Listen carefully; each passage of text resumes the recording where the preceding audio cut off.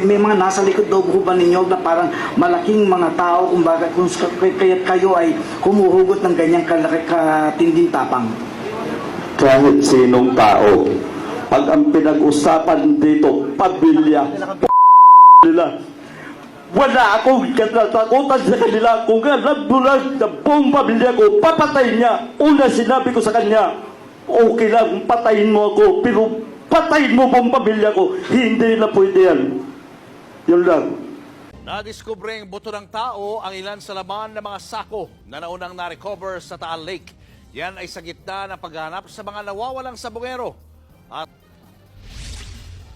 Julius, ika-4 na araw na nga nitong paghahanap ng mga diver ng Philippine Coast Guard dito sa may Taal Lake. Pero kaninang hapon ay dumating na rin dito yung underwater drone naman na makatutulong sa kanila para nga mas mapabilis yung paghahanap doon sa ilalim ng lawa.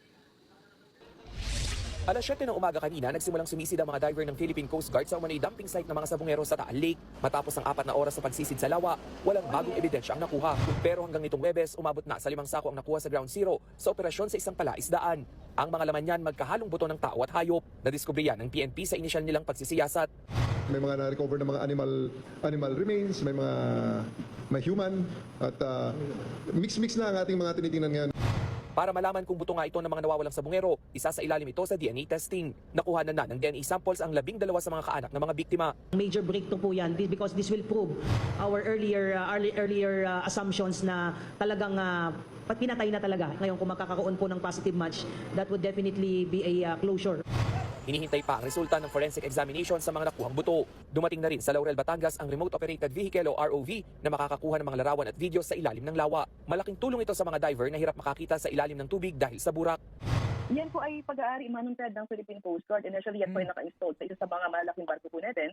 So, ni-request po natin yan para makatulong po sa diving operations natin. Bitbit ng Coast Guard official vehicle ang submersible equipment pero hindi ito ipinakita sa media. Ayon sa PCG, iba pa ito sa high-tech search equipment na posibleng ipahiram ng Japan. Julius, kahit dumating na nga rito sa may lokasyon natin yung mga underwater drone ay hindi pa rin ito nagamit ngayong araw. Gaya na lang, hindi rin nasunod yung original schedule na sana ay 1 p.m. ay lalarga na nga ito doon sa searching area. Pero sinabi naman ng PCG na initially bukas ng umaga ay masisimulan na nga yung pag-roll out o yung paggamit nitong underwater drone at na makakatulong sa kanila dahil nga maburak na yung lake bed o yung ilalim ng lawa.